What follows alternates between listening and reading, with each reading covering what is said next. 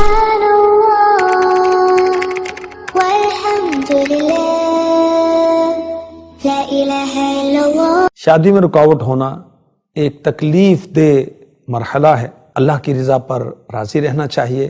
آخری نبی، پیارے نبی، مکی مدنی محمد عربی صلی اللہ علیہ وسلم کا فرمان عالی شان سنیے۔ ارشاد فرمایا، اگر اسرافیل، جبرائیل اور میکائیل علیہ السلام اور حاملان عرش فرشتے بھی تمہارے لیے دعا کریں، اور میں بھی یعنی پیارے آقا علیہ الصلوۃ والسلام ان کے ساتھ مل کر دعا کروں، تب بھی تمہاری شادی اسی عورت سے ہوگی جو اللہ پاک نے تمہارے لیے لکھ دی ہے۔ شادی کی رکاوٹ اگر آ رہی ہے تو اسباب نہ چھوڑیں، دعا کرتے رہیں۔ اور میں چند روحانی علاج آپ کو بتاتا ہوں۔ اگر لڑکے کی شادی نہیں ہوتی تو ثواب کمانے کے لیے جلد نیک رشتہ مل جانے کی نیت سے روزانہ کم از کم ایک بار مسجد میں جھاڑو دینے کی سعادت حاصل کریں۔ کس وقت؟ اس وقت جب صفائی کی حاجت تو انشاءاللہ کرم ہوگا۔ اور لڑکی کے رشتے میں رکاوٹ ہے تو لڑکی کا بھائی یا لڑکی کا باپ ثواب کمانے کے لیے جلد رشتہ مل جانے کی نیت سے روزانہ کم از کم ایک بار مسجد میں جھاڑو دے جب صفائی کی حاجت انشاءاللہ کرم ہوگا۔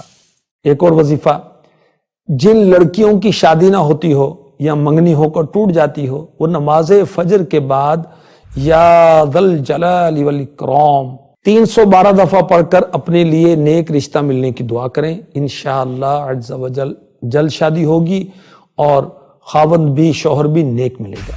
ایک اور وظیفہ شادی کی رکاوٹ دور کرنے کا، یا حی یا قیوم، یا حی یا قیوم 143 143 بار لکھ کر تعویذ بنا کر کنوارا اپنے بازو میں باندھ لے یا گلے میں پہن لے، انشاءاللہ اس کی جلد شادی ہو جائے گی اور گھر بھی اچھا چلے گا۔ چوتھا روحانی علاج شادی کی رکاوٹ دور کرنے کا، لڑکی یا لڑکے کے رشتے میں رکاوٹ ہے یا اس میں بندش کا شبہ ہے، روزانہ فجر کی نماز کے بعد باوضو ہر بار بسم اللہ الرحمن الرحیم کے ساتھ سورہ 3 والتین والزیتون وطور سینین وہذا البلد الامین، یہ پوری سورت 60 مرتبہ پڑھیں، 60 ٹائمز، انشاءاللہ عز و جل 40 دن یعنی 40 ڈیز کے اندر اندر اس کا کام ہو جائے گا۔